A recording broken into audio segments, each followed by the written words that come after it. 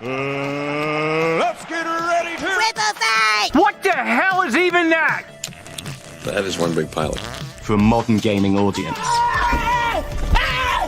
Why are you running? Why would you do that? Why would you do any of that? We're communists. Woke. Would you please get your politics out of my comic books? I'm like, what comic books are you reading?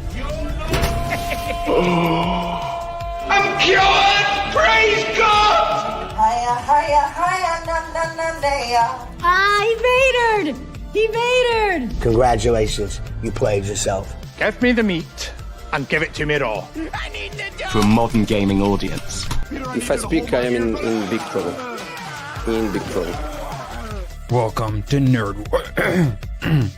Sorry about that. Welcome to Nerd Wars. Please clap.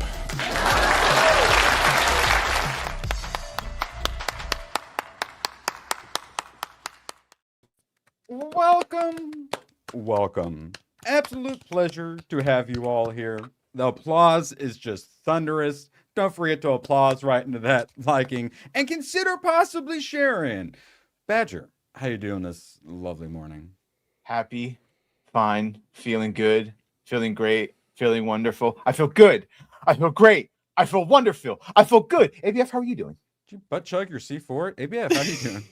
I am doing great. Not as enthusiastic as Badger, but full of eggs and bacon and coffee. I'm happy.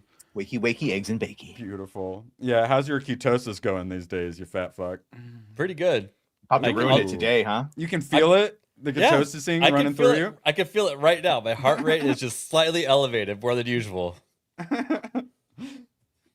Sounds perfectly normal and healthy diet. I'm going with the stop eating terribly diet. I'm going to see how that one works out. That's where you should always start.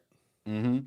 And Chad, I rested yesterday, so if you could crack some whips and shame me towards the end. I was thinking about doing a little exercising before the baking stream. There's only like an hour in, so it's hard to squeeze some legit exercising in. But more on shaming me later. We have so much to get into that I was kind of a little worried at first. Gabby, for me. No, that's cheating. There were stipulations in the rules and the bylaws. As the commissioner, I did have to outlaw cocaine.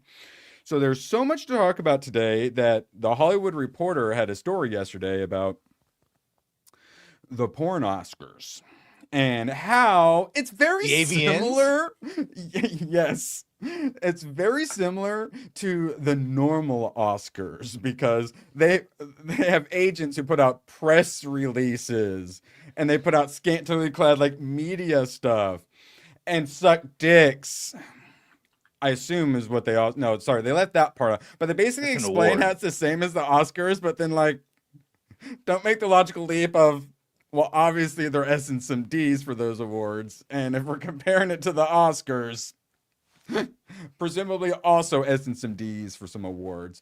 But then I was like, honestly, I feel like there's plenty of like nepotism and whatnot, because they also talked about how the reason you want to win is because then you can charge more. So you do want to win it. So I was like wondering, what do you think is more rigged, the normal Oscars or the AVN Oscars?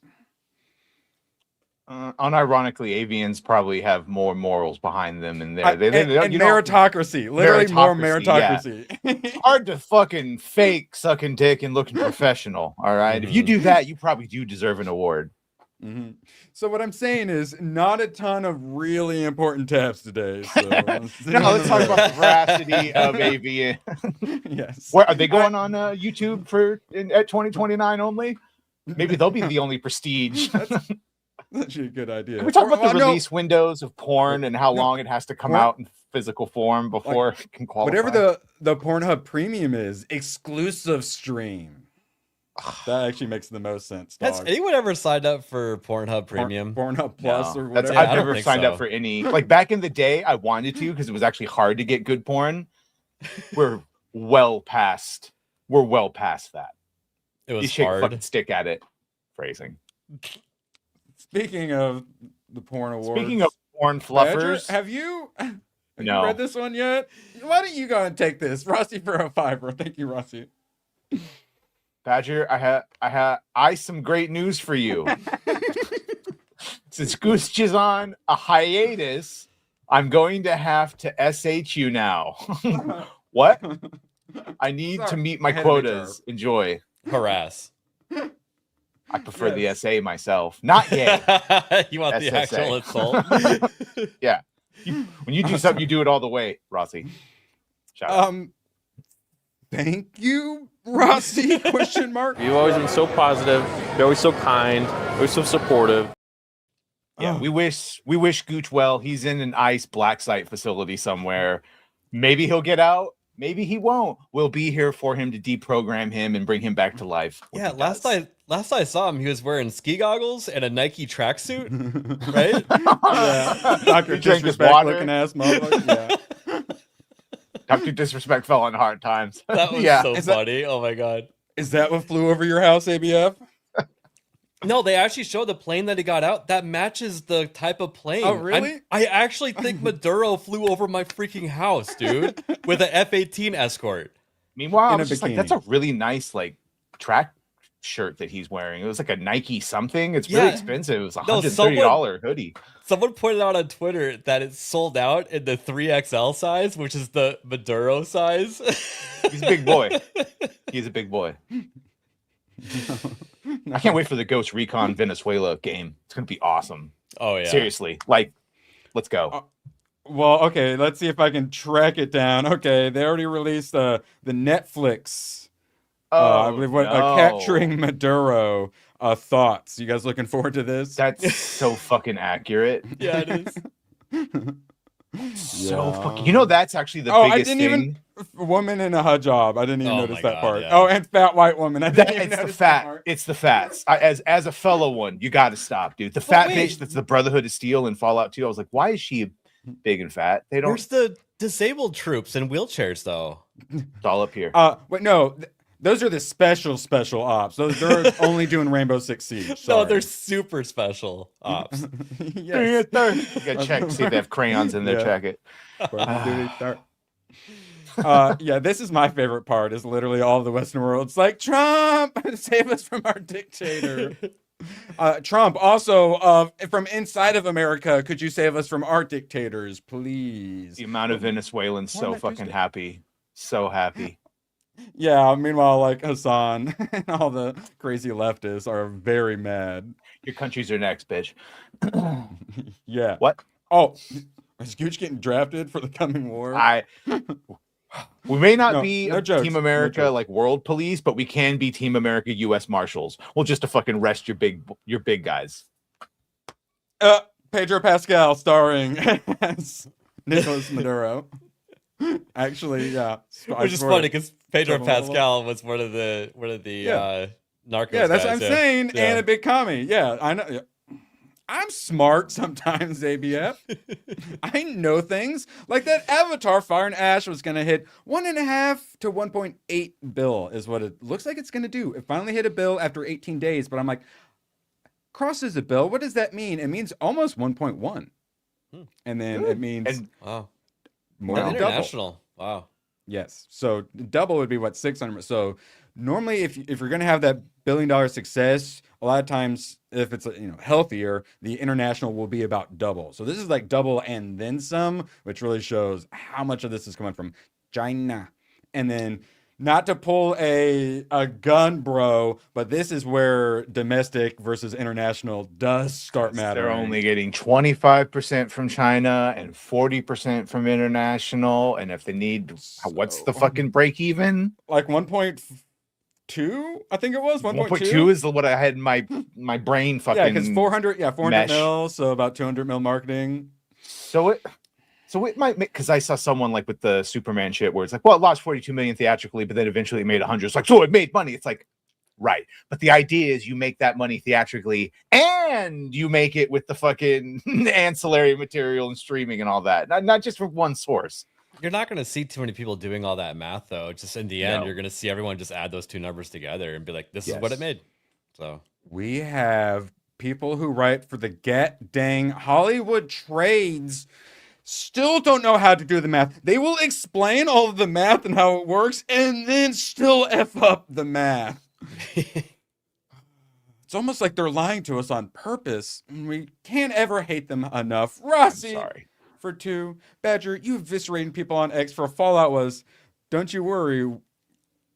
We have a tap. sorry. Oh, I did a supremacy. Oh no. Goddamn.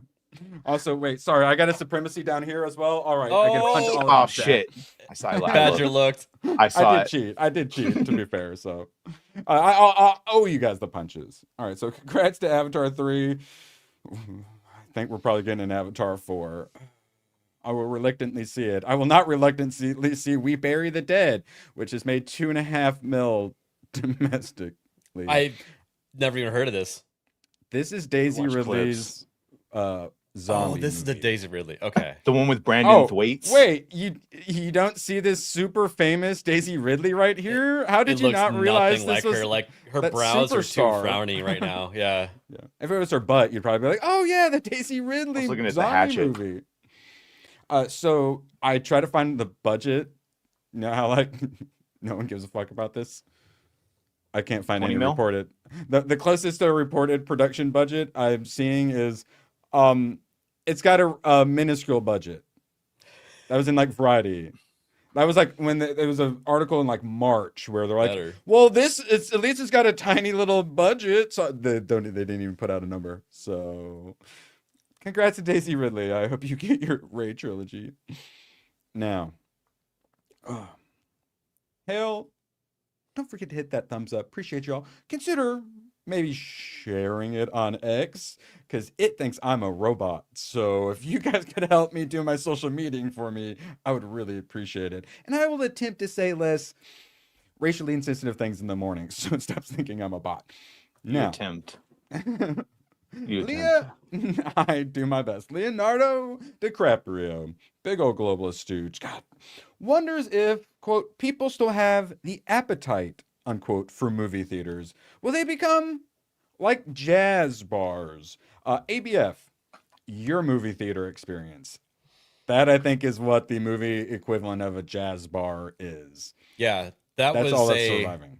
The theater is actually near my house. I guess I didn't move far my entire life. Is my childhood theater. It started out as a United Artist, turned into a Regal, and then I think it turned into something else, and then it turned into a Roadhouse Cinema. And that place, they ripped out all the chairs, put in the reclining seats with the little table you put in front of you, and you can order cocktails and food. They recommend you show up before the movie theater. Yep, you can actually push it out of the way. Yeah, you push it out of the way. The classic like TV tray sitting in front of like on the couch watching TV as a kid eating your microwave meal. And sometimes people are retarded. They'll actually stay in the laying down position as they eat. Dude, you gotta sit up when you eat. Come on, you're a human. Yeah. or when you were growing up, and I guess ABF too, did you guys have like the TV dinner tray like caddy thing in the front that had a bunch of them you could take out and then set in front? Like we literally had the TV dinner trays. We had like a little ottoman you could open up and you could pull those out. Yeah. So plastic tray with a little cloth underneath with a bunch of little foam like beads in it. Mine was metal. I swear to God, it must have been from the 80s, and they had just fucking. Oh yeah, like I mean, my grandma had some much more. She had metal technology. and wood, like wood panel. We used to do it that right. was the classic, like the fold up, like one, like simple. But yeah, like the nice one is the just set it on your leg foam balls. Peak of technology. I don't know. I just like that movie going experience. You choose your seat, which you do at most theaters now, I guess, right? And reserve.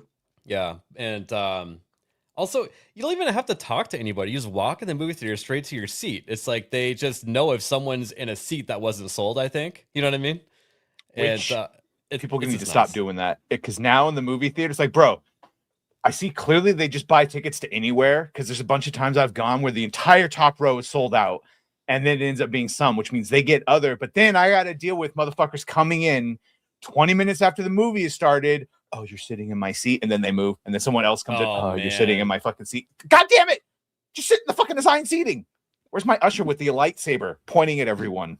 That's like those landing fights that light break thing. out on the airplane when people are in your seat. You're like, dude, I paid an extra $12 for that window seat, you know? Oh, the one that'll really get you is so I buy like scene 13, right? And then seat 14 is like a handicap. So I sit in seat 14, leaving 13 open, but 13's mine. And then someone will come and sit down right. This happened last time, sat down right there. Now, do I go, actually, fuck you? That's my seat. Get out. Or do you just get up and go move? I just got up to fucking move to the middle. Anti-hero situation. If that was my dad, if he had seat 13 on an airplane, he just wouldn't go on it. He's one of those people. I'm not. Because of thinks that superstition? 13, it makes you doomed. Oh, yeah.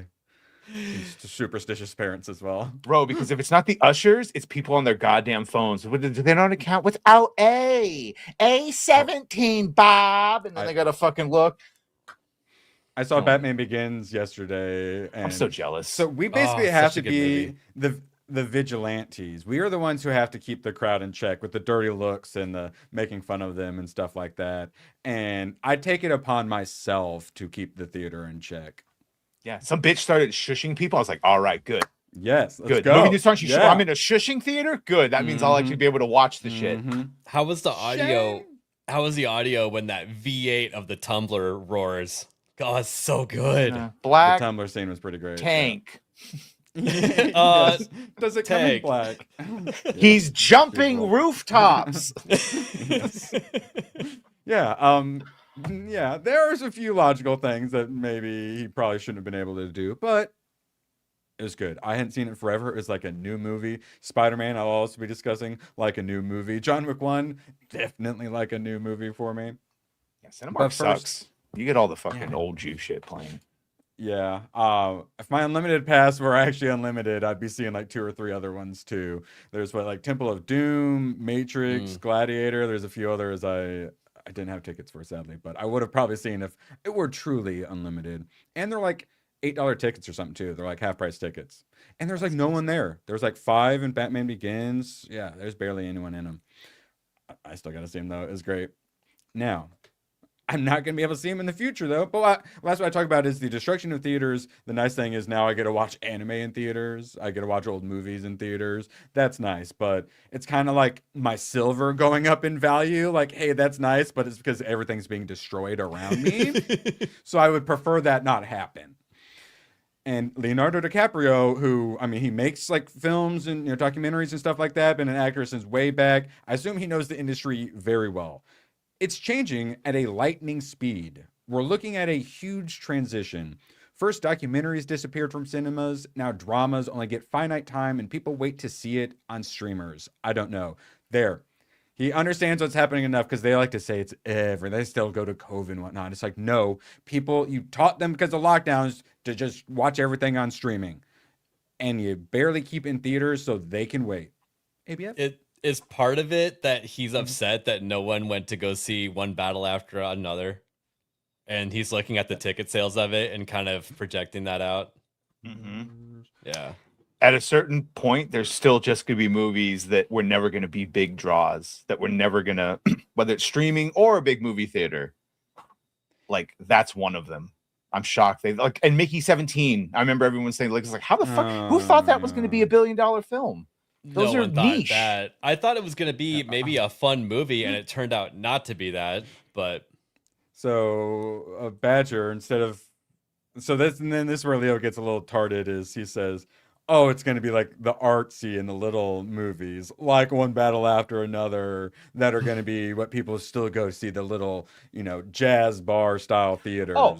No, well, he's not wrong in there. They're like, the motherfuckers like Chris Gore and his friends will still go see that shit, but it will be more artsy and they'll have their fucking mocktails and cocktails doing it. But like the vast majority of people who just want to go see a movie and shit, yeah, if it's too expensive and the quality drops, they'll just wait the 17 days. And you got the loud ass people like not respecting anyone, bad experience. Yeah. Urban environment. I hear what you're saying.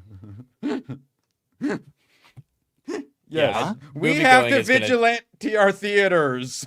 One battle after another, indeed. It's not Batman's fault that all of the theater goers he has to beat and throw things that happen to be urban. ABF, what were you saying? Sorry.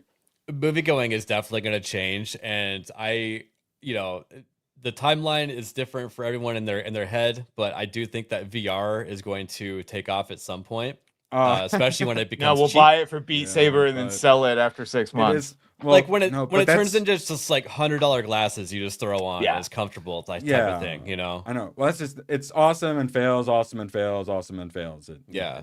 It's new When- technology. When how the it works. experience becomes cheaper than buying a 50-inch $200 Samsung from Walmart, you know, type of thing. And it's going to turn into a thing where they're going to remaster all these movies for VR and even change the experiences within them and stuff like that too. So and well, VR plus like AI, like putting yourself into movies and stuff like that. That's gonna be a crazy And experience. to be fair, when we say like the movie experience, we have to say like a billion of these. It's not just fucking take this pill. It's they got to make movies under budget that are actually worth watching, and then movie theaters need to police their goddamn crowds and have the ushers shush people. You like, especially ABF. You guys were watching things in your VR, right? When you 1st got it. Yep. And yeah, that's it. There's more and more and more uses for it, and it gets cheaper and cheaper, and less giant and clunky and huge battery and all that Like, stuff. Irwin's It's going to get there eventually. evangelizing of Avatar in 3D is like what a fucking MetaQuest would be made for. It's just all around. You're in Pandora. Yeah. And then you add the 3D elements to it. It's impossible to explain this to someone that's actually never tried it, because once you actually are able to look around in a totally fictional world, it's No one can tell you what the Matrix is, ABF. You have to see it for yourself. Exactly. Especially when you play it for the first like month or so, when you get used to it and you get like the VR sickness, when you get out, you feel like you're going back into a different dimension. It literally took me like 2 or 3 days of like longer and longer exposure times to get used to going to the other place and not becoming like motion sickness essentially. Because what your brain knows, you're in this reality, but when you go in this, your body knows, brother. Your brain doesn't give a fuck. Your brain just goes, "Oh, new reality," and your body's still like, "But I'm in a room." No, it's a little That's like we're in dystopian, but VR. it's kind of fun at the same Yeah, time. I'm excited about where things might be going. Yeah. Augmented reality is another thing too, because ABF, like your VR, you played around with like some of the augmented reality. Yeah, like, the AR. Yeah. Yeah, And like demo. in my living room, there's a game you can play for free where like these little aliens are like breaking through your wall and like breaking your couch Oh, yeah, and shit. You're like, the you're messing blaster up my thing. house. I'm gonna shoot the shit out of you. You know, it's really funny. Yeah, that more and more. Once they get NFTs figured out to where people can make money gaming, that will that will take us straight into a Ready Player One VR like world, and going up against all the Chinese bots taking over the world. Really though, the ultimate is the brain chip. Eventually, it's not having to put something on. It's your eyes like get the digital glaze or whatever, and then all of a sudden you're in the VR world. Yeah, it's the PlayStation 9. Remember when they were joking about that? Yeah. Inject it into your skin. Oh yeah, or you just put the little thing in your temple or whatever. The dude that has Disc. Neuralink already and can like it's like a mouse bot hack for him when he's playing games shit, but he's paralyzed and he can fucking play video games. So you guys have all the Neuralinks you want. Just don't force everyone else to get it and go into the hive mind. Oh, but see, they're not going to force you, but then you're going to become a second-class citizen if you don't get it. So they would, yeah. Similar to like a COVID jab, you're going to be Netflix isn't going to socially force pressured into it. everyone, but I guess if everyone's doing 2-week release windows, you'll just be shamed. Yes, eventually you don't want to be a second-class citizen with all the alpha god demigods, and you're going to have to put the chip in. I really need to learn how to do AI videos so I can make this like, yeah. Oh, use the AI to destroy the AI. I'm going to do it now. Do it. First, though, before we defeat the AI and save humanity, we have to do a little singing for $2 from GraphWeb. For fuck's sake, hashtag cancel Disney Plus. Yes, manipulation. You had a little bit of gooch tickle going there. Yeah, well. A Gooch Auto, I believe they call it. In full the auto? parlance. Don't I'm tell gonna me miss him. No, mulatto. No, wait, what we were talking about? Gooch Auto. Auto. That's Like a what's- moratorium. Yeah, you know what I'm saying. I'm looking for a GraphWeb clip. So, oh, for fuck's sake. Oh, So true. So true. All right, now back to making fun of Leo. So he made 200 million and they like blew it. Oh my God, it's so successful. Let's look at this production budget of 140 million. Ooh, it has over 400 mil break even. and this is going to win an Oscar. And this guy thinks that this is what's going to save theaters. They're going to go get drunk and eat their steak while watching Leonardo DiCaprio. I just hope enough people who are real visionaries, real socialists, get opportunities to do unique things in the future that are seen in the cinema, but that remains to be seen. And then he complains about AI because he knows that's also going to be taking his job. It could be an enhancement tool for a young filmmaker to do something we've never seen before. I do like that. He's not gaping us. He's not I hope not. He's not gatekeeping us like Zachary That's Will Levi. Smith. It's gaping. Sorry, that's a different. Zachary Levi, the guy who just coincidentally started a new theater, just really hates us being able to make things with AI. What a coincidence. Quote from DiCaprio, I think anything that is going to be authentically thought of as art has to come from the human being. Otherwise, haven't you heard these songs that are mashups that are just, absolutely brilliant?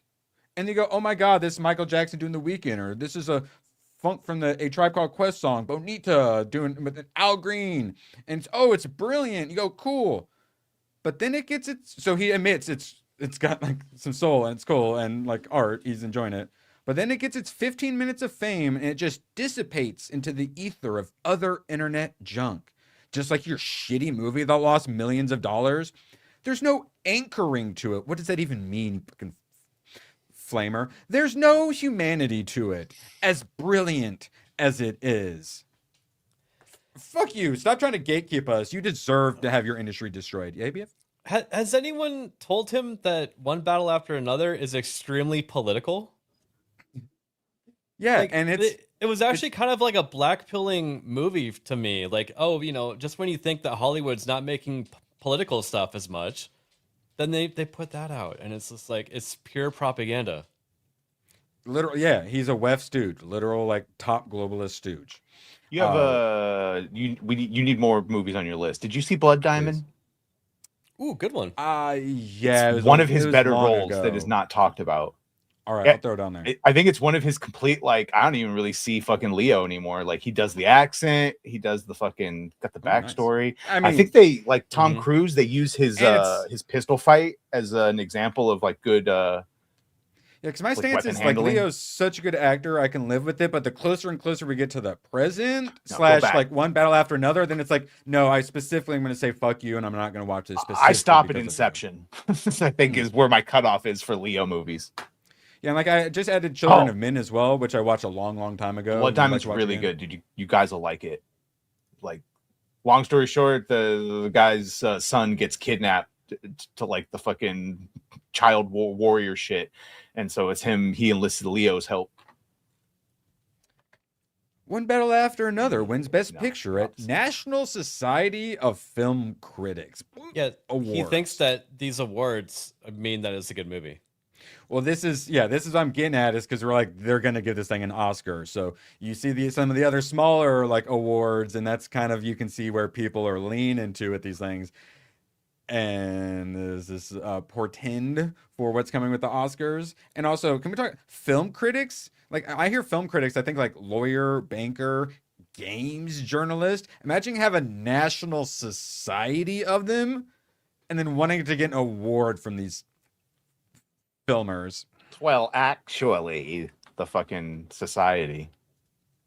It pains me that Benicio was in that movie too.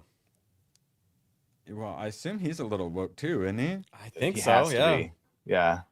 I mean, Sean Penn, Leonardo, and the also Javier Leonardo, Bardems. They're all fucking. Leonardo's still mad that not enough people went and saw or tried to watch Killers of the Flower Moon. Don't Look Up. Remember that one? Oh yeah, him and J-Law. Yeah, that one was all about people, they should just trust the science. Like, that's basically the message behind it. So Benicio del Toro has come out quite a few times, mostly on like immigration, to complain about Trump and all that crap. Sure. Child separation. Yeah, it's 2018. He did the kids in cages bullshit. Don't worry, they're going to. The cages that Obama built? Yes. Yes. Leonardo DiCaprio, man, I love this headline, to miss Palm Springs Film Festival gala due to Venezuela air restrictions. So I wish it were, yeah, he's in Venezuela being a good commie. No, he's actually in the Caribbean with Jeff Bezos and Jeff Bezos' new whore wife. So this is Mr. Communist Revolution just hanging out with the richest man, not one of the richest men in the world. So what? There's like a triangle of Revolution. airspace that's off limits in the Gulf because of. He's in St. Bart's, which is in the Caribbean, so it must be close enough that the airspace. Dude, put a couple extra gallons in your jet and fly around it. What the hell? Well, there was air restrictions in the area, so he couldn't travel. Okay. Yeah, but the headline makes it seem like he was with the Chinese, meeting with the leaders, and no, not quite. He's not Sean Penn in Ukraine. Now, moving on. Don't forget to hit that thumbs up. Consider sharing if you don't mind, please. And don't forget, I have many boobs to reward you with. Now. Oh, very good. My final Christmas movie of the year. I watched it a little late. I'm glad. It was nice keeping the Christmas spirit going. This was a recommendation by my communist brother. He does occasionally have some good taste. Klaus. Have you guys seen Klaus? I have not seen this. Ooh, I don't think I have. Okay, I hadn't either. So it's an animation, obviously, and it's a Spanish studio. So it's got definitely got like a European style to it. So it's basically the Emperor's New Groove, but the Santa version. So the main character, his dad's like rich, powerful, in charge of a postal company. And he's tired of his goof off, no good son, like lazing around. So he wants to get him, prepared to be an adult, basically. So he sends him off to the worst place possible to set up a post office. Interesting. No one sends mail to each other, though, because it's a Gangs of New York situation where two sides of the town, two families are just it's gingers versus like the Addams family, basically. And they're just constantly civil warring with each other, Gangs of New York style. So and then eventually he finds the huntsman, which is Santa, who has a bunch of toys, but Mrs. Claus is no longer in the picture, so he's kind of sad, and the workshop's just laying. So, the main character, who I wish was played by David Spade, just gone like full Emperor's New Groove. Like, it would have been so perfect for him. I kept like hearing it. It was Jason Schwartzman, though, and he did do a really good job. So credit to him. So he has to deliver so many pieces of mail to be able to come back, or else he loses his inheritance. That's what it is. So classic formula. And so he has to basically find a way to trick people into sending mail, and he ends up the whole sending letters to Santa. This is essentially how that started, and it was him trying not to lose his inheritance by tricking the kids into, you got to give me a penny. There has to be postage on it, or it's not mail. And then also, he kind of uses Santa to but then, he sees making the kids happy. He sees what it's doing for the town. So it's like he's doing it for selfish reasons. Then eventually, comes around with the Christmas spirit and then helps create Santa Claus, essentially. It's fucking great. And did I mention it's Norm Macdonald's last role, and he does I didn't realize that. a perfect fucking role for him. Wow. Yeah, it's the sarcastic boatman that takes him, and he keeps tricking him into. He tells him to ring the bell when he first gets there. That's how the welcoming party isn't there, because he just needs to ring the bell. But the bell is actually like the battle bell. So he rings the bell, and then they just start Gangs of New Yorking all around him. Animation's fantastic. Santa Claus, very happy with. I keep doing accidental back-to-backs. Santa, or Klaus, sorry, J.K. Simmons. Fantastic Santa Claus. And then we'll be discussing some Spider-Man. Yeah. So he was fantastic. Rashida Jones from The Office. What's Her Nuts? All right. The Office? Yeah. The one who replaced Parks and Pam, Rec? I love it. or Parks and Rec. Parks and Rec. There you go. Yeah. Right. Yeah. Yeah. Treat Rashida yourself. Jones. That one. Well, that's large black woman, but yes, Parks and Rec. That's what it was. Oh wait, Rashida Jones. Rashida Jones. Yeah, not large black woman. Yeah. Still Parks and Rec. No, wait, that was. I'm having streamers. Rashida Jones sounds like a black woman, but she's actually the very light-skinned white woman. Yeah, no, that's Parks and Rec, right? This one. Yes. She's with Andy. Yeah. Yes, there you go. Yeah, well, it's also Norm Macdonald. Oh, shout out. But yeah, fantastic cast, great writing. Rashida Jones plays like a school teacher, but there's no kids because they're all just like warring with each other, and so the kids can't write the letters. So he basically puts them in the school. So she's like, oh, I don't want to teach kids. But then she ends up, becoming a school teacher. She wanted to escape the town, but then she teaches the kids. So it's like all for selfish reasons, but then it turns into actually like wholesome Christmas spirit, and then town is saved. It was really fucking good. Klaus. And yeah, it's one of those ones that I feel like a lot of people haven't seen, including my panel. Klaus, next year. Klaus. She'd be allowed to vote in the 1800s if she was a property owner or some shit like that. So I don't think it counts. It counts. Now, for some Stranger Things, I know Badger. We've talked about we've done a lot of wrap ups, but there's one last little thing. Will is gay. Did you know that? No, Will is gay, by the way. Will is gay, by the way. We're talking about the other queers. Oh, yay! Not the Duffer Barb brothers. Yeah, I wish. Wait, yeah, Vicky. Her name is Vicky. Says whether Robin and Vicky if that's her real name, are still together is up to fans to decide. We want to leave it a little bit up to fans in terms of where these characters end up ultimately. Do Robin and who's Vicky stay together? Maybe not. Fuck you. So the relationship is pointless. It all existed so she could show them through the hospital while they're running, and then she's there to take care of someone badly. No, yeah, like it's there so that Will can see them have a lesbian relationship and be inspired to fucking come out.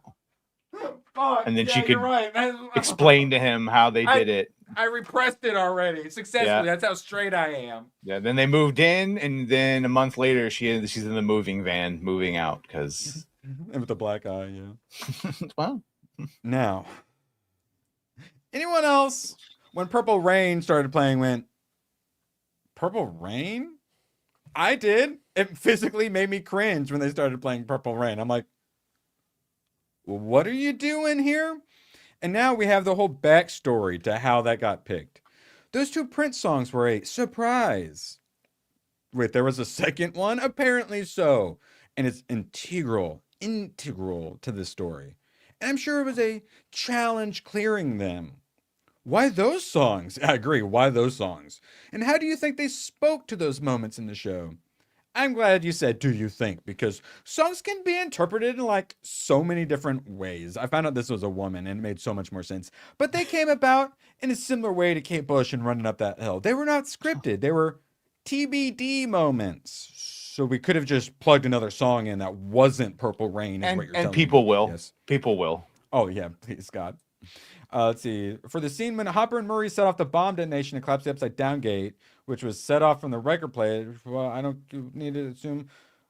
Okay. So, So this was the weird thing they put on themselves for a choice. The song needed to be the first song from one side of a vinyl album, and then it needed to be the last song on one side of an album. So they didn't just choose the best song for the moment. They wanted to do this weird meta shit where, because there was a record player that set off the bomb, they wanted to start with the song that was the first song on the side of an album and then segue and transition into the last song from the side of an album. Did either of you get that in any fucking way whatsoever? No wonder they made an article about it because no one understood that. I wasn't paying attention to the mechanics of a fucking record album and that you had to flip it over or whatever, the B-side. Mm-hmm. Correct. And the other one was when Doves Cry or whatever the hell it is. I didn't even realize there was a second Prince song, let alone that it was the first one and then the last one. The Before Duffers dolphins cry myself. Yes. The Duffers reached out to me about this before the scene was shot. I didn't even have a shooting schedule. I think they had just written the script and only the cast had seen it. They've been going through songs. I think they were asking for ideas from the cast. And they said, this one is a little more tricky because of the way scenes are going to be set up. We need something preferably from 1987, but could be from before. The songs have to be from the same artist, and the first song has to start the A or B side of an album, and the second song has to end the album. That is an incredibly narrow window, correct? Why would you do that for something no one even noticed? Exactly. So my heart stopped. Like, oh, that's a tough one. This is like this person's job. They brag about like how special they are when I could have come up with a better song choice. And I don't know if we get to it, I may have skipped it, but they talk about how they come up with it is they'll be surfing the internet or they'll be sitting at a stoplight and someone will pull up listening to music. So you do this professional, but I own 20,000 CDs. Yeah, I own unlimited. It's called the internet, retard. Exactly. So my heart stopped. Like, ooh, that's a tough one. And remember, the scene's not shot yet.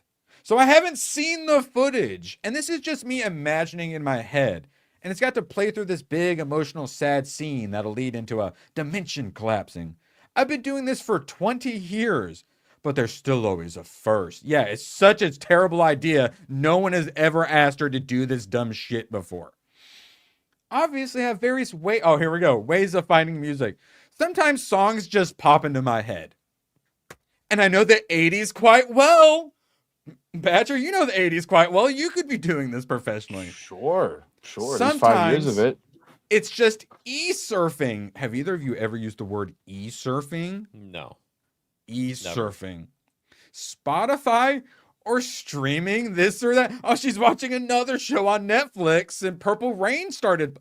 Sometimes it's just driving in a car and somebody drives by with the song playing. I also have 20,000 CDs and albums, but for this one, I needed to go to my research books.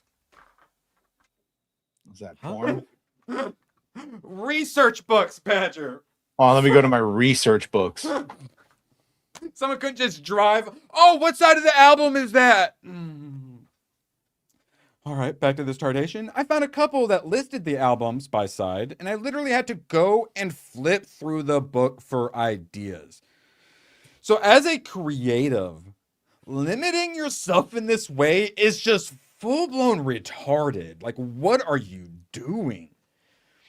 And then see if the first and last tracks on a side could line up to our needs. And in a lot of cases, they just didn't.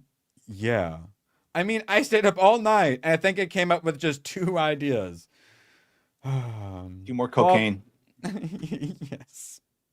I like to give the Duffers a lot of different flavors to choose from to find what works best. It's literally... So for the Karen is fighting the monster to save Holly scene, I tried all kinds of songs from Frank Sinatra to you name it. And they fell in love with the Fernando. I didn't even realize Fernando had played ABBA. Fernando. I can be. This reminds me of that meme of how Vice picks out subjects to write about, and it's that guy throwing the stick-on dildo at the whiteboard. Yep, just seeing what sticks. And but what if that purple dildo also cost you $20 million? So what was the other album you sent them along with Purple Rain? Part of me doesn't want to say what it is because I don't want people to feel bad, whatever that means. But I did send a classic from our artist from the 70s, big artist, and I said, we could end it with this, but I'm not sure about the starting song. So they had another idea, but it still didn't line up with the starting song. That's how terrible of an creative idea this was. I don't even know if those guys will clear it, and it's going to cost megabucks. Or we could end it with Purple Rain. So didn't even start it with hey, let's do Purple Rain and When Doves Cry, whatever that song is. So they said, hey, you can spend $20 million, or how about we do Purple Rain? But here's the thing, though. Purple Rain, Prince, the Prince estate doesn't license out his music apparently. They had done it for Blackish because there's a whole episode about them mourning Prince's death, so they were able to license it for that one thing. So they never licensed Purple Rain, so they're like, let's fucking go for it. And When Doves Cry, whatever that song is. So the Duffers wrote back to me and said, do you think we could get this cleared? I'm really not sure, but I'd be willing to try. Double gulp. The good news is I majored in English in college, and that helped me write theses.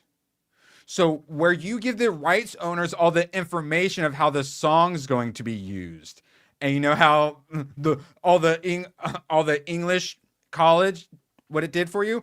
Hey, you guys remember Running Up That Hill? They made a bunch of money when we put it in. So you guys want to make a bunch of money? And they said, yeah, we want to make a bunch of money.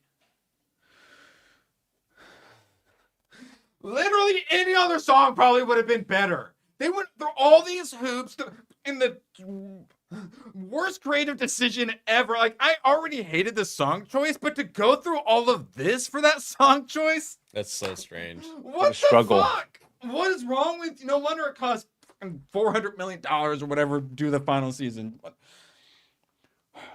Overpaid. What do you think the 70s artist was? Like, I'd rather it's like Led Zeppelin. Or something like that. Jesus Christ. And then they have to like go, actually, that could have been cool. Yeah. I wouldn't have hated that. I love song. Led Zeppelin. Yeah, that would have been better. And there would have been probably less hoops to, or as many hoops to jump through. All right, enough of this stupid ass. Oh my God. And now on to this stupid ass article. Don't forget to hit that thumbs up and all that fun. James Gunn on Man of Tomorrow. So we've joked about how he can't write Superman because he's Lex Luthor. He finally confirmed it for us. At its core, it's about Clark and Lex. I relate to both of them. I relate to Lex's ambition and obsession, minus the murder. And I relate to Superman's belief in people. He's a fucking dirty commie. His Midwestern values. American values. Go fuck yourself. But sorry, I digress. They're two sides of me. Yeah, no, it's one side, and it's Lex Luthor, and then the other side, who's Lex Luthor being jealous of Superman because he's a better person than him. And Gary dropped at its core, it's about James Gunn and James Gunn. James Gunn relates to James Gunn's ambition and obsession, and James Gunn relates to James Gunn's belief in people, his Midwestern law values. They're two sides of James Gunn. Gun-ho, James Gunn fundamentally doesn't understand Superman, correct? Because he's Lex Luthor, and he literally just... we don't even have to joke about it. He admits that he identifies with Lex Luthor. Mm-hmm. I just realized Gun-Ho Mac could change his name to Gunn Homac. You know, Maybe the guy thinks he's a fan. Yes. Yes. Yeah. Lol, James Gunn does not relate to Midwestern values. I relate to good movies. He should try making one. James Gunn has Lex Luthor's worldview on superheroes. Yes. People, they don't seem to like this James Gunn guy, and it's kind of insane how much longer he's going to have a job than he should. Badger. So much longer. So much longer. I hope your game franchise goes mainstream. It's a fucking terrible curse, mate. You had some thoughts on this because for whatever reason, people didn't like this scene. I liked it. There we go. I lost yours. Badger, would you like to read this or should I handle this? I think it's better when you read it. It sounds weird when I sound too angry. Have you guys just like never played a fucking Fallout game? Like, can you really all be either this intentionally obtuse or taking it out of your ass? Talking. You forgot the exclamation point after the question mark.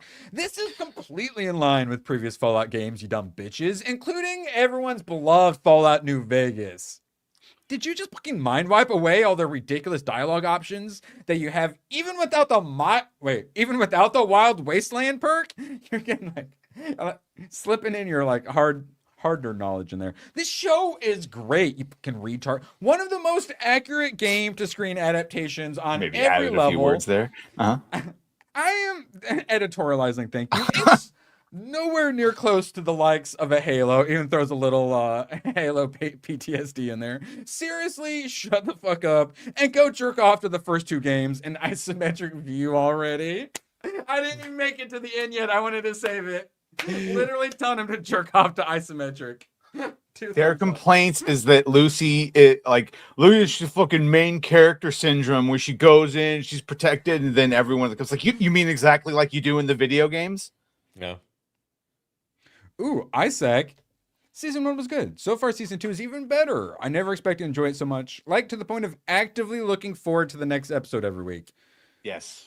Looking forward to the next episode. Yeah. Does it have its issues? Sure. But to say that this is anywhere close to a fucking Halo is just insulting. Mm-mm. But Badger, the cope in your statement is truly something. It's cope. And here's my evidence to defend that state. None whatsoever. But meanwhile, that's full of people. Just finished like a almost 70-hour playthrough of New Vegas. It's real fresh in my mind. People started posting, and then also like, yes, Lucy literally gets crucified. They start posting the dialogue options, and it's like, it's no different. They said it was like Reddit dialogue, and it was like, well, then say that about the writers and all of it, because it's very consistent. I mean, once AI takes over, everything will be Reddit dialogue, because that's one of the big things that AI got trained on. That's true. All right, moving on. Something to make Badger happy. John Wick, I got to see it in theaters. It had been so long, I didn't even remember Willem Dafoe was in this, but first we have a dad joke, I assume. Running up that hill. ABF for 69. Nice. Yeah, running up those stairs. What's well known that being fat like Erwin is bad for your health? How dare you? There's a large body of evidence to back it up. Horrible. Hey, I will say I've done some elliptical now. There wasn't as much bouncage as I was expecting. So I've slimmed down a bit. Were you wearing a bro or a man's ear? A bro's ear, yes.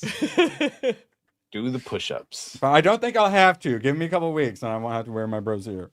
Okay, the last time this didn't work very well, but I fucking need to get rid of these dad jokes. So we're blasting through a few. It's your fault, APF. Okay. Guilty. You know what makes me smile? My facial muscles. I suspected someone has been adding soil to my garden. The plot thickens.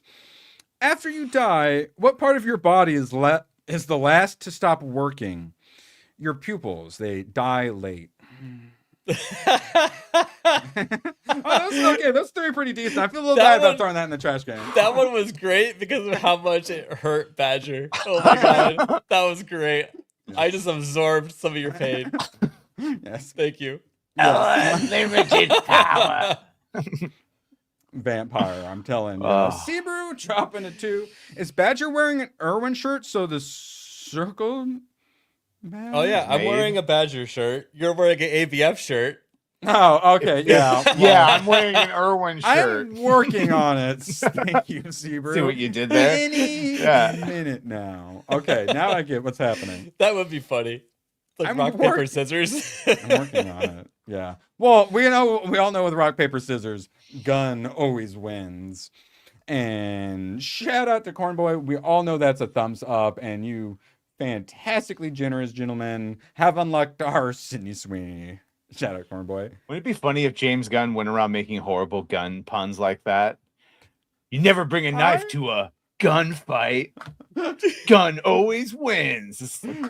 I guess you could say I'm the man with the smoking gun. And he could just keep talking in third person. Yeah. Call himself Jimmy like you do. Gunn's been looking at you.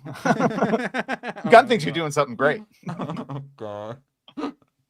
All right, now back to John Wick. Good kind of guns. So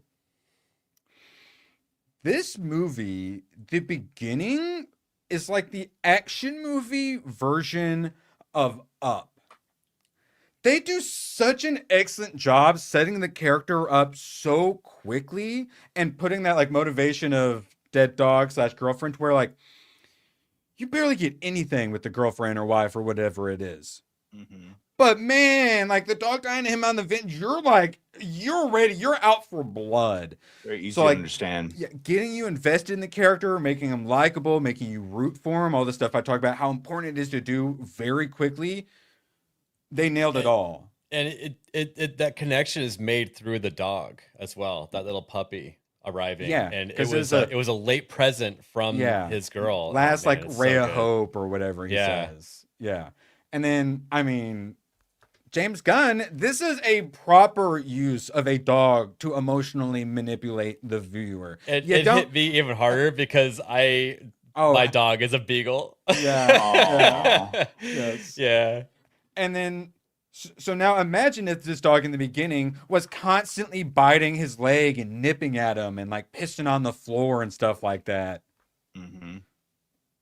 Would that be a good idea or a bad idea, James Gunn? Let's do a trailer where the trailer starts off with the dog being a bad dog. No, They the freaking cute nailed dog it. does cute things. Mm-hmm. And let's see. Oh, so you go from this and you're like, oh, and then you go, oh. Oh yeah. Lance Reddick, right in his name? Red Dick? Mhm. Yeah. I want to call him Riddick or whatever. Like he's been wait. No. Vin, what's his name? Vin Diesel. Fuck. Sorry, I 6G'd on the Vin Diesel, but yeah. Sorry. Man, he's so good. He's got the best fucking voice in all of Hollywood. Had the best voice in Hollywood. That God. movie does so much work setting up an already established world and the continental and not fucking fighting on company ground or whatever their sacred hotel ground. Yes, and then that's the whole thing. You get the bounty all paid double, and then you get the hot chick who he sees earlier and kind of gives, like a little head nod, what's up to. And then one I forgot was Willem Dafoe, the sniper, but sniper friend. So seems like he sets off to take the bounty, but then has a bit of a change of heart and helps him. Mm-hmm. And then he dies at the end.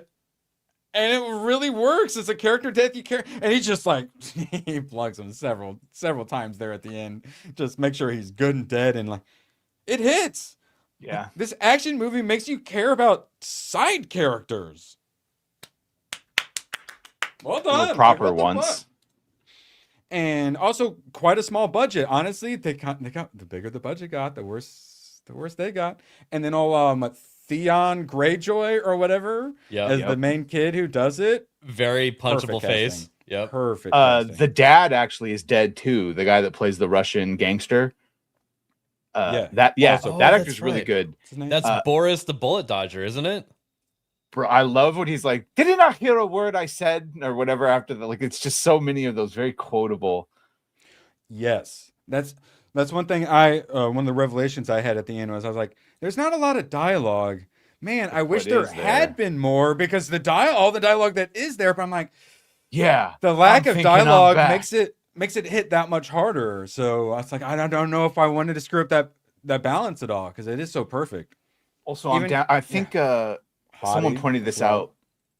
out. The Russian guard that's the whatever, he's like a wrestler or whatever. Kevin Nash plays the Russian guy. Like the dialogue to him when he's like, "I'm down," whatever the weight number he gives. That apparently is he's telling John how many people are inside. Didn't actually lose that makes specific sense. amount of weight. He's telling how many, and then he's like, "All right, well, you go ahead and have a nice night." Yeah, something like when he Thanks. does I need a reservation for 12, but it's the cleaning Yeah. service. Yeah. Ooh, Gabby sneaking one in there. Okay, well, pull up Gabby while I go through all of the pictures that aren't actually John Wick and the John Wick stuff. Gabby for 5 squiggles. Appreciate you. Oh, and cars too, like on the Mustang and all that stuff. Imagine ABF, a big fan of that.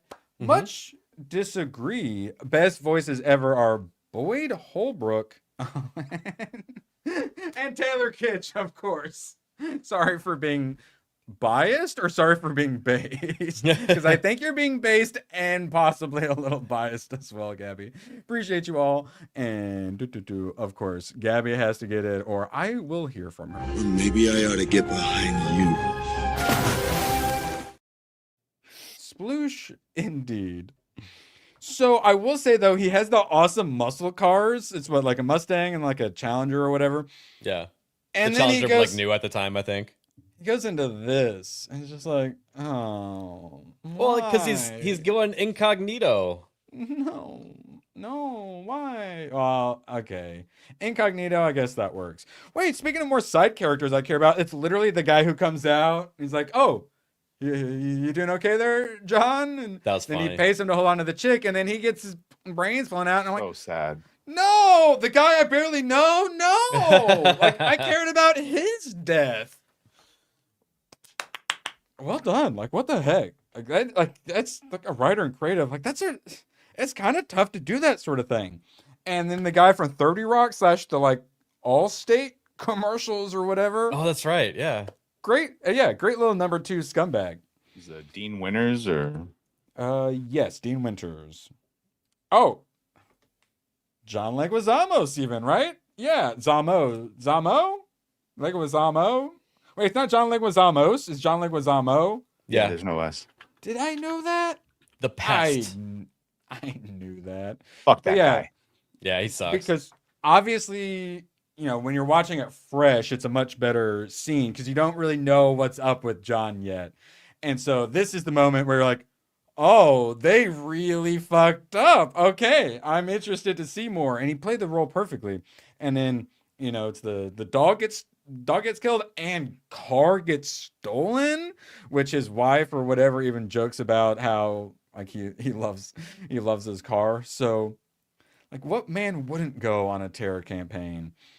And it's a great terror campaign with you have heart, you get all the pathos, ethos, all that nonsense, fancy like pinky stuff out, but then you also get a bunch of fun fight choreography, and then you'll get like all of a sudden Willem Dafoe doing some sniping and stuff like that.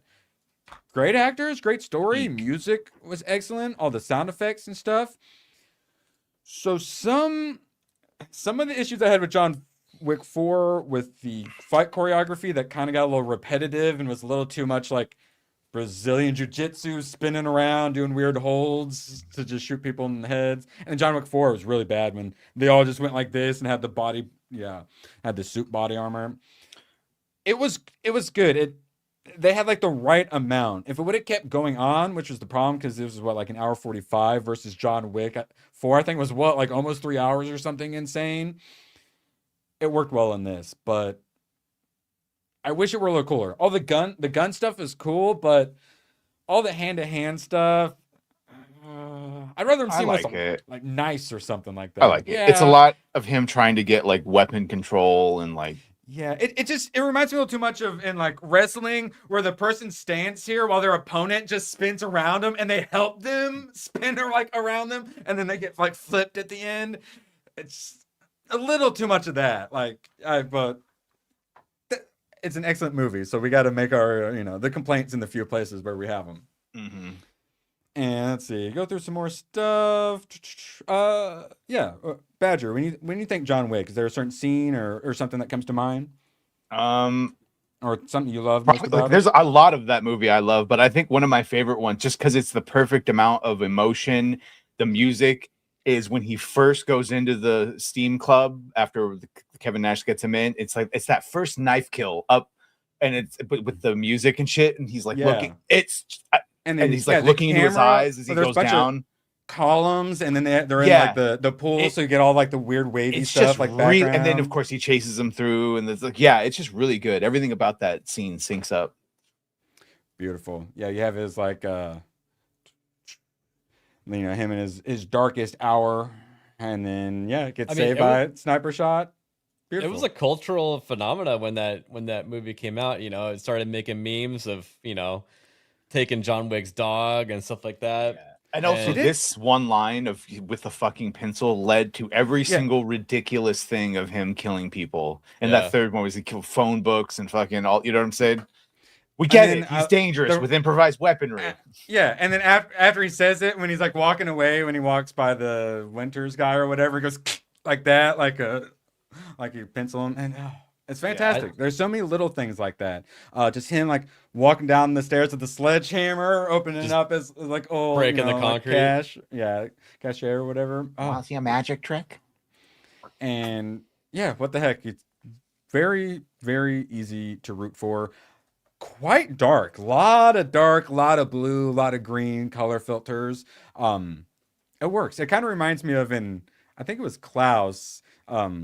Talks about the brilliant shades of gray or whatever in the city. And this was brilliant shades of blues and greens. It works for the vibe though. It definitely It has that like mobster movie kind of vibe to it as well. The organized crime, which I think worked really well. It is a mob movie, kind of. Yeah. Just like a more elaborate world of it, you know? Yeah, which is nice because they barely get into the assassin stuff. So all like the little gold pieces and all that stuff is still like mysterious to you. Yeah, it sets up the world really well. The world building, they must have had like an idea and decided to only share part of it as the writing, and that was really smart. I kind of want to watch John Wick 2 now. John Wick, second one. John Wick 2, it just they start going downhill. Gotham-esque, from there. Thank you. Yeah. Yeah, we'll begin to Batman Begins. Definitely Gotham-esque. Rain, heavy rain and stuff like that, which we'll talk about Spider-Man next. I love the heavy rain in that because Kirsten Dunst really shined in the heavy rain in that movie. But more on that soon. I hadn't heard of this Jurassic World Chaos Theory. Dude, my dad's watched all of these fucking seasons. Wait, really? It's a show on Netflix, isn't it? Yes. There's animated shows. Yes. Yeah. And this is the headline. Jurassic World Chaos Theory team relives final dino battle and giving the franchises its needle-moving disability representation. Of course. So what disability does someone have? I don't even want to talk about it. So, delivering a disabled lead to the Jurassic World universe as quickly as possible. So they're like, oh, we're going to get Jenna Ortega to voice it. No, whoops, you fucked that one up. They had to bring a character back to life or something too. And then eventually they decided, wait, if at all speaking of disabilities, Hollywood Reporter, if at all possible, we wanted to hire someone with a limb difference. Limb difference, but not at the expense of performance. So we had castings with many people, some with limb differences, some without. There was a groundedness and an authenticity in Kirsten's performance. She was one of the limb different. Because you can't put one in the actual show because then you would just get eaten because you can't run fast enough. Oh, but why don't we give it a bionic leg then? But no, we get to it. Whose hiring was the result of a series of panels organized by Disability Belongs, featuring a small group of consultants with congenital or acquired limb differences. Over several conversations, they answered questions about daily life with a limb difference, and more specifically, the physical and emotional process of recovering from traumatic limb loss. And then so this is exactly Sweet Baby Inc. This is what they try to say is, oh, you're making a story in like Africa? I know an African. Give me money to use my African or we're going to attack you on social media. But, you know, it's important for people with limb differences to feel actually represented. So it led to tweaks in things like Brooklyn's injury scar, the addition of a zipper on her shoes, and the fit of her prosthetic. So thank God we spend millions of dollars for all of this so we can get the appropriate zipper on the shoe. All right, but now, let's see. Now they discussed, do they take off the whole arm or do they take it off like at the elbow? And then the other question is, we had this idea that she gets a bionic arm. But a bionic arm is ableist because someone spoke up and said this was something they didn't like. Limb loss is something you have to adapt to and becomes a major part of your life. You give them this bionic arm and it's like an easy solve. So they want the limb difference representation, but you're not allowed to solve it. They have to have struggles because of their limb differences. You know who doesn't like seeing limb differences? People with limb differences when they're trying to watch something on Netflix. Correct. Also, when did they start calling it limb differences? I feel like it's the first time I've heard that. Euphemistic language. 80% of the reason I brought that article up was just showing the Marxist like 1984 newspeak and like, literally watching it happen. Yeah, like my they day just was got a their cripple. They just got their new update. Yeah, Disability Belongs probably told them they had to call it limb difference or else they would attack them on social media like gangsters. Sentenced to be a Hero. Anime dropped yesterday. Simul dub beautifully. I like it. If you're a frame supremacist, don't recommend it. I loved it. If you're obsessed with frame rates, though, you might not. I loved it. Sentenced to be a Hero. We'll talk about that next Saturday. But today we're talking Spider-Man. Barely remembered this. Other than the memes and all the memes I wanted to clap for, but I didn't. I had the self-control. Man, Tobey Maguire is so much better than the other two Spider-Men. Holy shit. It's not even close. He's the GOAT. Yeah. That's a really for good movie. reason.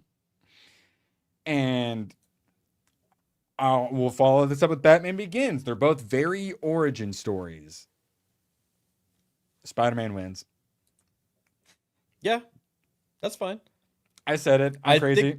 I think the Batman Begins Christopher Nolan take on how Batman got started and everything, I think it's also very good.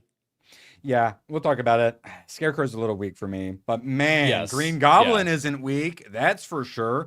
Hell, Willem Dafoe. Yeah, I think he does a little bit better than old Raj Al Ghul we'll get to. Man, so iconic, so good as Green Goblin. You get iconic Spider-Man, and then probably get to some J. Jonah Jameson here before. This casting. It's beyond perfect. I laughed so much. I loved every single scene with him in it. God bless it. The casting fantastic. I realized, wait, I like young James Franco way more than post-stoner, like Seth Rogen James Franco. Let's see. Kirsten Dunst is such a perfect girl next door. She is so hot, but still like girl next door, like attainable until they throw her in a red kimono for no fucking reason other than to be hot. No one else is wearing them. I don't know why they put her in this, but I'm glad they did. She looks great, and it's a setup just for Harry to be upset that she didn't wear black because his dad likes black. But why like Asian, you know? You can find a more Western, but cultural appropriation. As I discussed, as you do, the rain scene, I believe she had a bra underneath this. It did zero to keep you from clearly seeing her boobs in the rain. Arguably the highlight of the movie. Now, upside down kissing. So he just keeps his head straight, but like you don't kiss head on. Both have to turn at an angle. So it's the like most awkward fucking kiss because he just had to cock his head like a little to the side and it would have worked. But they do this straight on, like, and it just ends up being so fucking If you awkward. watch the behind the scenes, Toby's basically being waterboarded because he can't fucking breathe and the water's going into his nose and mouth. So he can't, so like he has to hold his breath while being upside down. Yeah. Yeah, that too, for sure. But also, as a young man, we all loved Rain Booba. Yes, I mean, better than any like Zach Braff kiss or anything ever. Okay, so lovely scene. So much formula. The slow motion midair jelly dodging, and there are 2, maybe 3 moments where they go full digital Spider-Man, and it looks very like full digital Spider-Man. Yeah. Beyond that, the effects are so good and hold up so well, even on a big theater screen still in HD.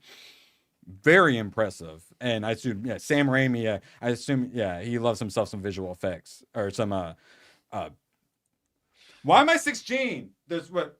Special effects is VFX, practical effects. There, God, man, I'm so old and retarded. God, it's all right. Hopefully, exercising and eating right will save my brain a little. It should. When you go through the retardedness of like when you stop the sugar and carbohydrates to just protein and health, like there's definitely like a fog as your body's like, I think I'm dying. It's like, no, you're not, you dumb bitch. Yeah. You're detoxing. Erwin's transitioning. Yeah. Yes, I'm transitioning. Thank you.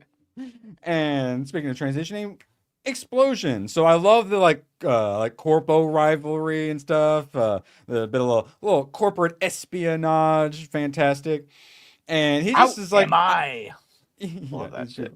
Yeah, and he's just like, I'm just gonna shoot missiles at you, bro. And I assume this is also how we got Nicolas Maduro.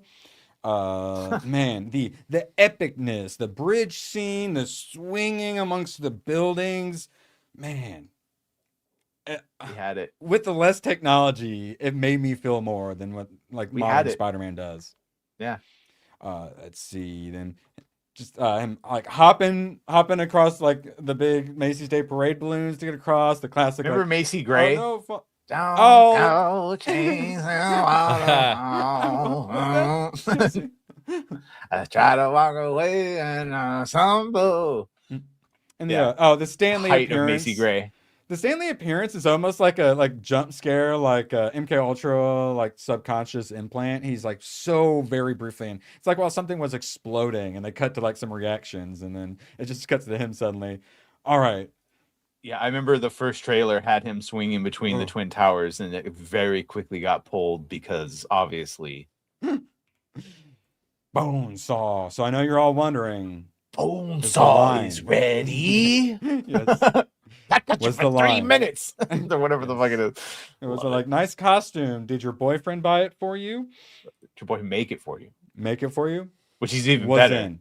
It was in. Yes, beautiful. It was in. I almost cheered. I think I did a little like fist clenching and fist pumping. Very happy to see that. I was going to boo if it wasn't. So yeah, Spider-Man. What the hell? So good. I've been wanting to watch it. Like rewind. It's been so long. And I'm really glad I got to do it in theater. Definitely was worth a theater viewing. Very good writing.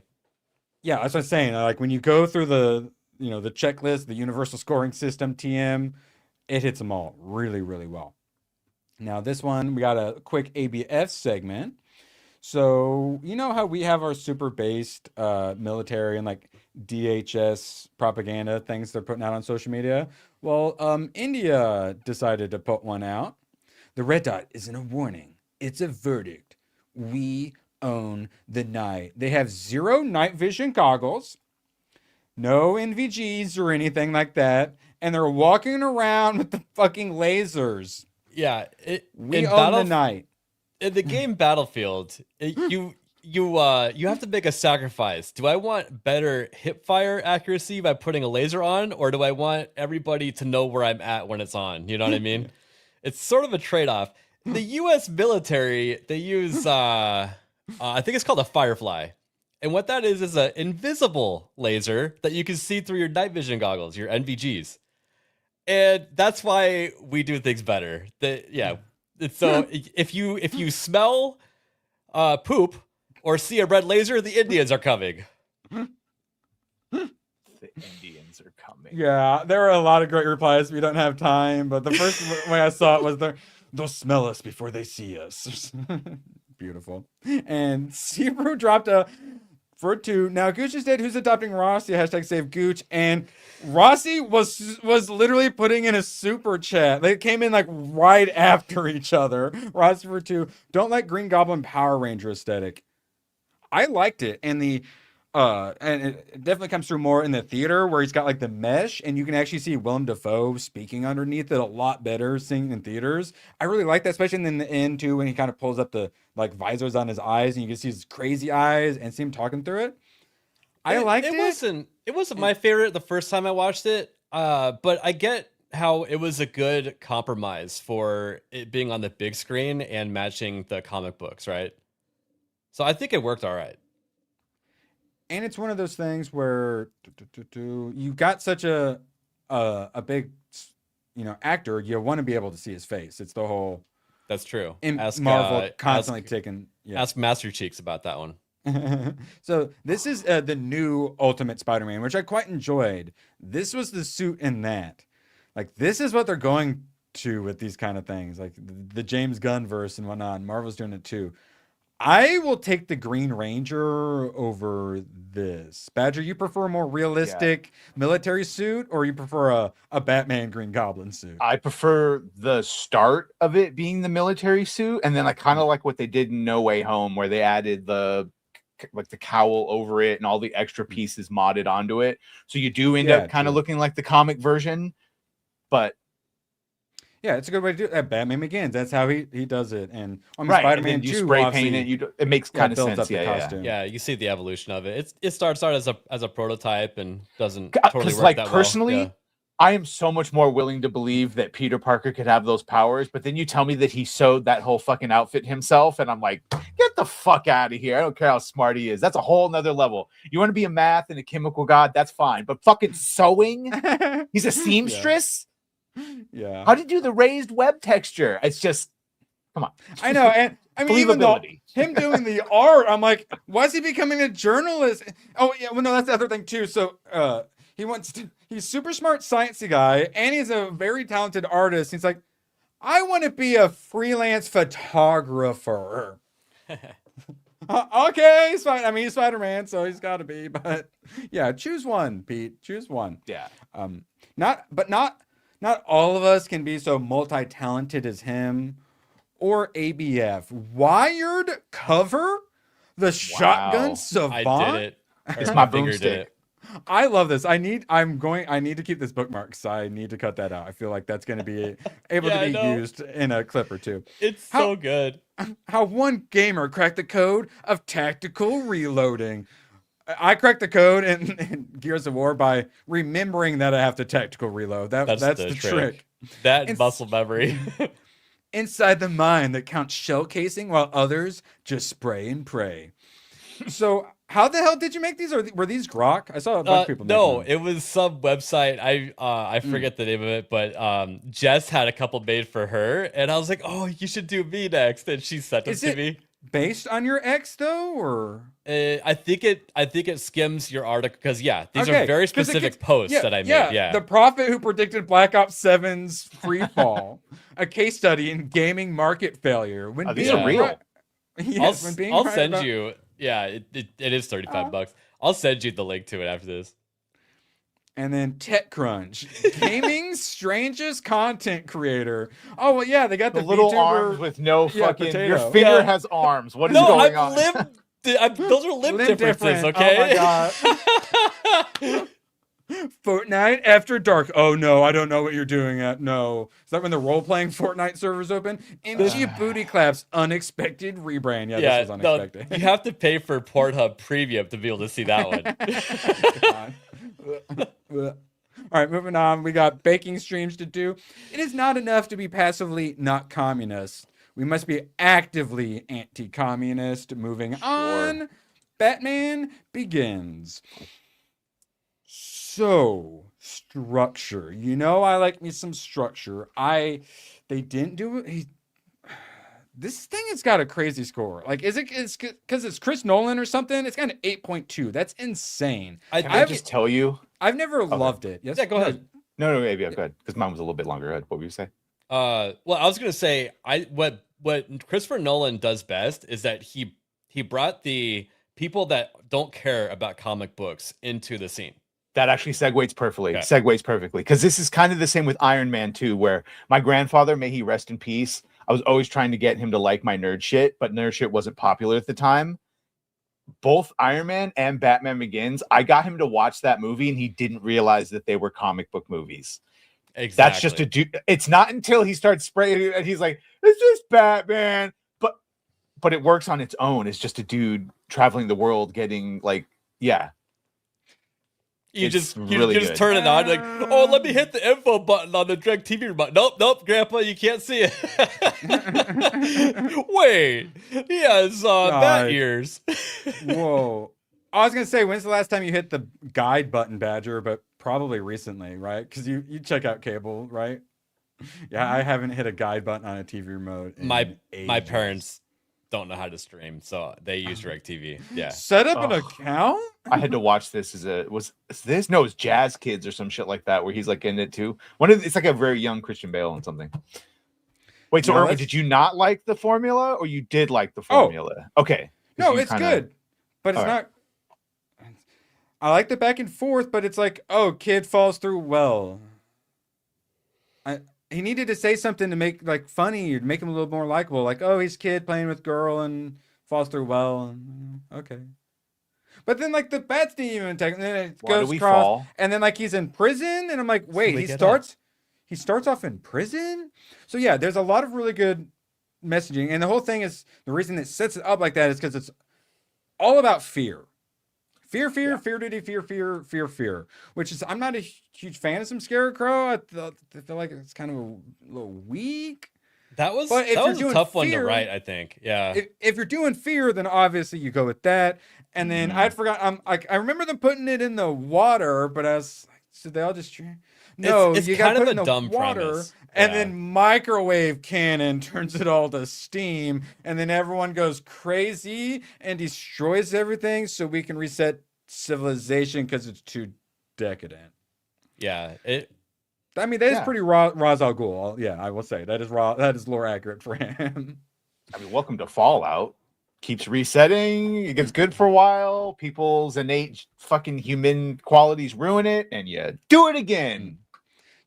Quite a bit of training arc. I enjoy it, but I'm the guy who's like, space, go into space. Do the training arc in space and I'll allow it. When fucking Batman shows up for the first time and he's like, you took my advice about theatricality a little literally. I like that. Just like, but also the line that he gives to Alfred where people need dramatic examples to shake them out of apathy is the truest shit you're ever going to fucking hear.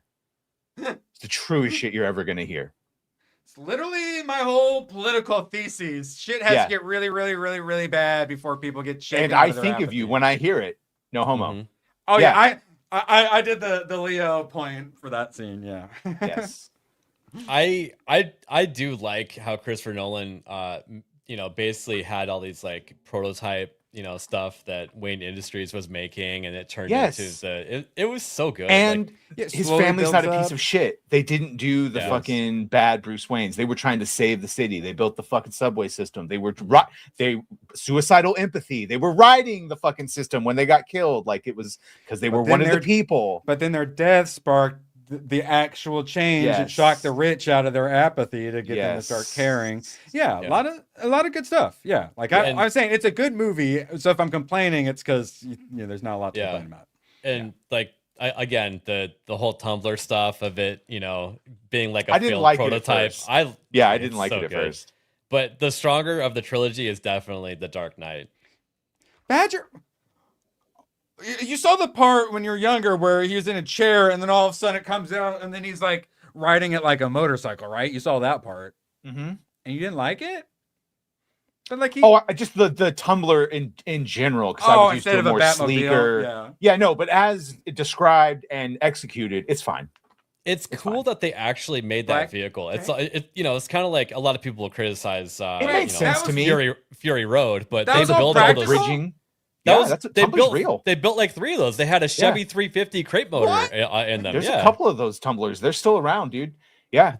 Back when it made sense. Oh, okay. It was a bridging vehicle. Yeah, could you win it in a Taco Bell contest? Well, no, they're not street legal. I don't think. But no, back when Jalopnik weren't a bunch of communists writing articles, they talked about cool stuff like that. And in fact, there's actually a YouTube video. I can send it to you if you want.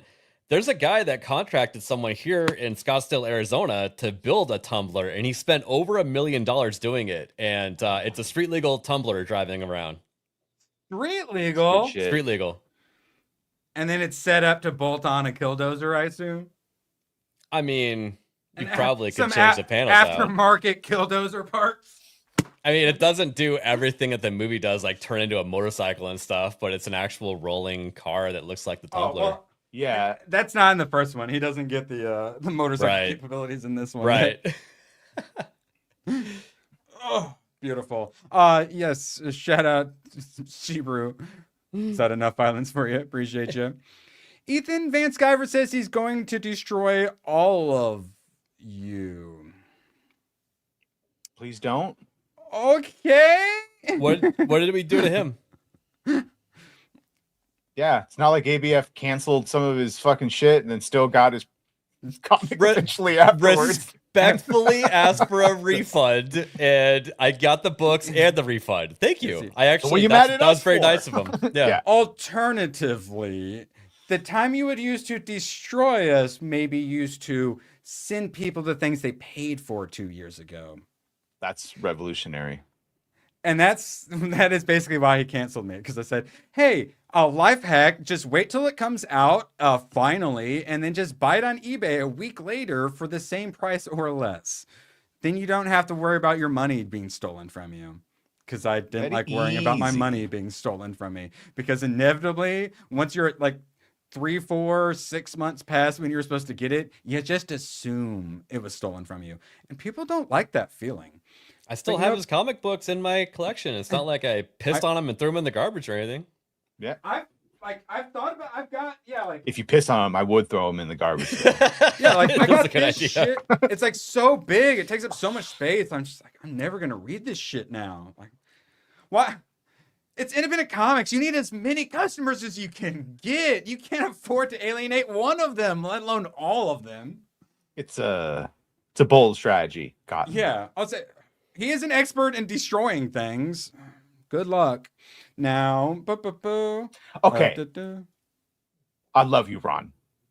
That's just a fucking lie. It's literally a blacked out muscle Uglier. car. How is it ugly? No, actually, Yeah, if the you complaint is look it's at too it closely, car. it's actually a trophy truck that's been lowered.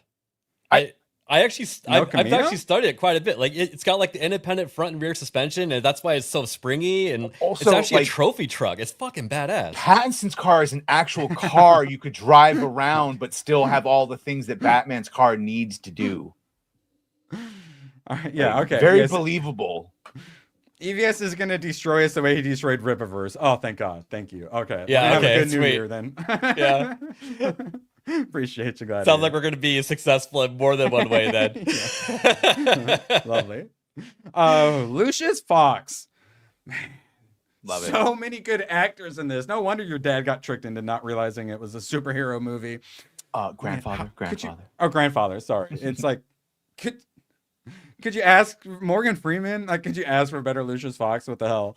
He's I love Morgan Freeman. Well, that's what I said. They did a better job of making him immediately likable, even better than like Bruce Wayne making him immediately likable. You immediately are like, oh, okay, yeah, I like me some Lucius. And then when he ends up being in charge at the end, you're like, he stays consistent through all 3 movies. He's great. Yeah.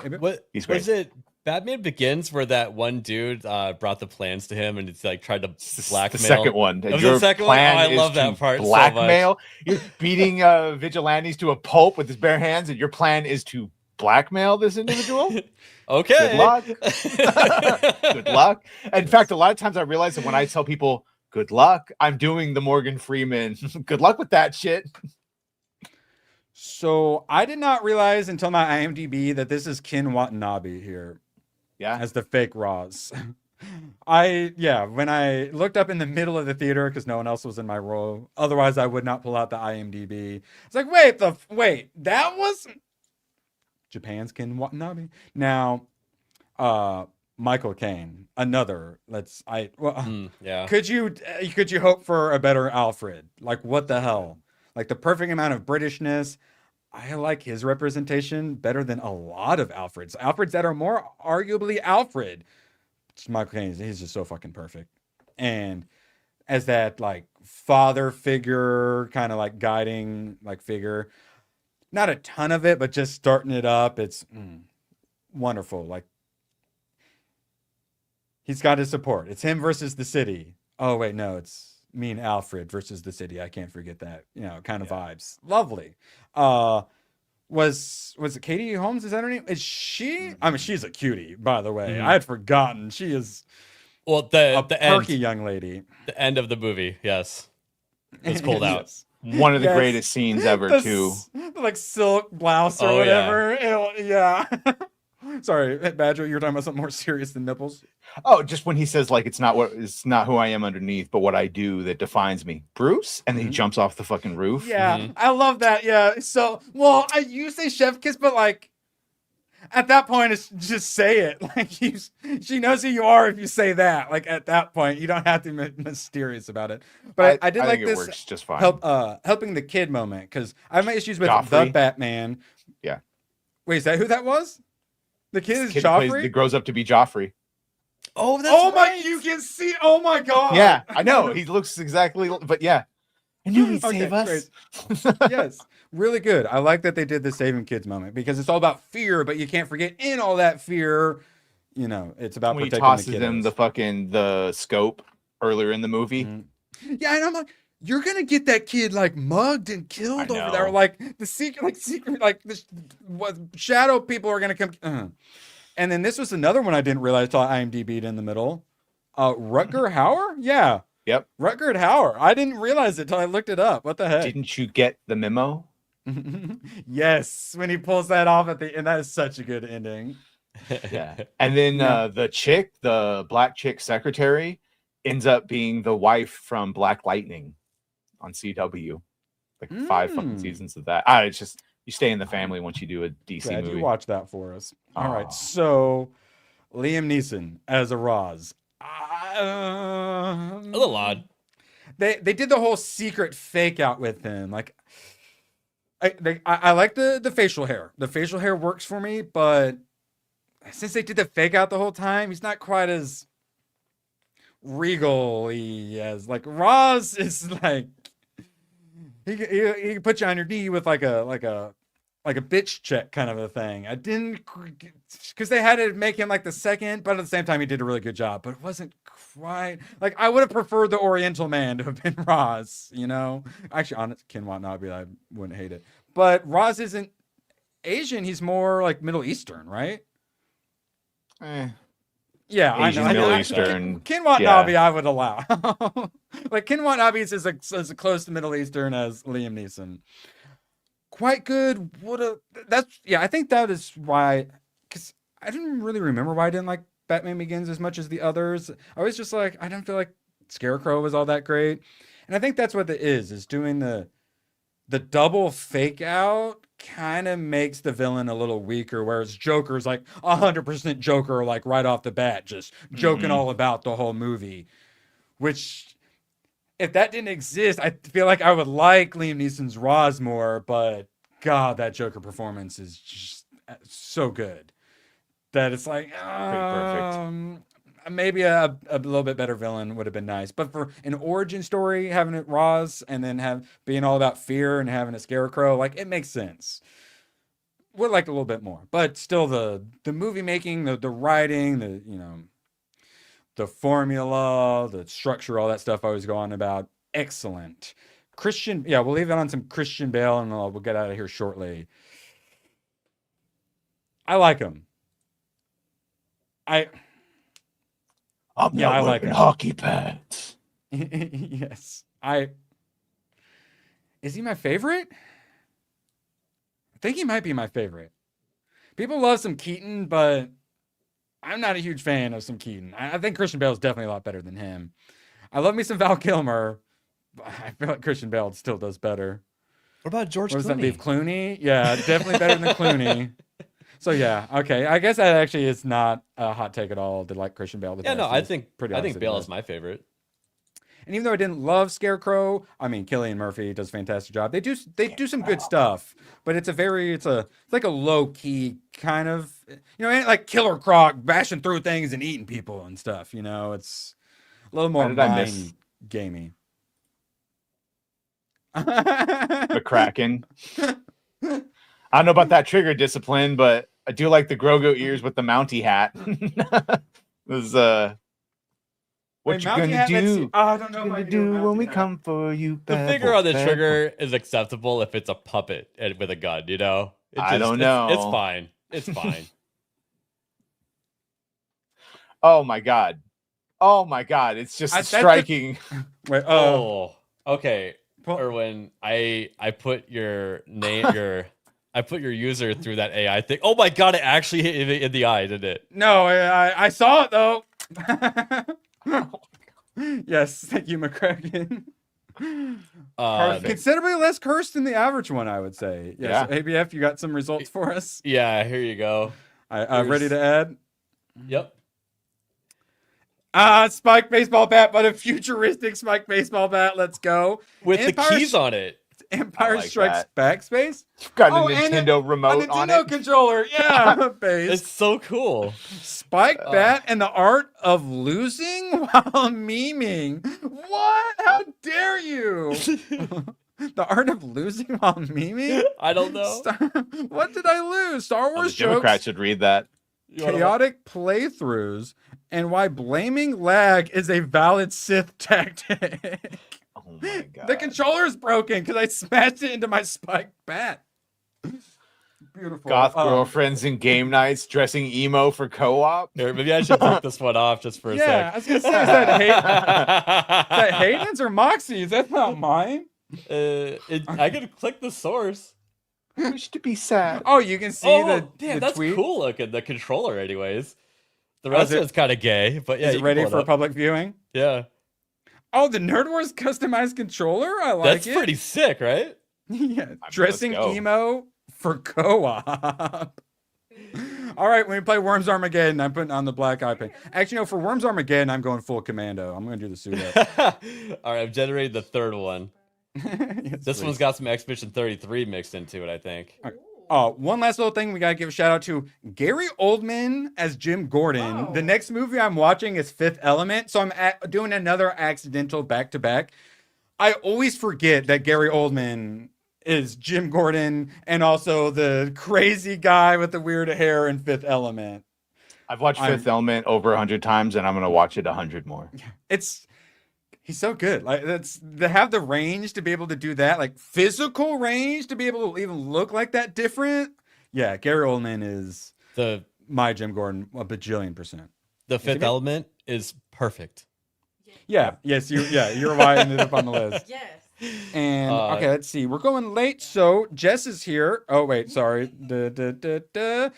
Jess is here. Breaking Bad episode 12.